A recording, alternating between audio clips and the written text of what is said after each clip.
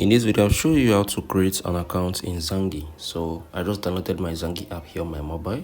So I'm going to just click on this. So I'm going to wait for it to load up. So I think I'm going to be using, okay, I'll click on this register. So it's basically a private messaging app. So I'm going to just click on continue. So I'll click on this. So I can just use, let me see, test tutorials. Click on continue. So okay, I'm going to enter this. So I'll enter this currently. So make sure you enter yours from your own end.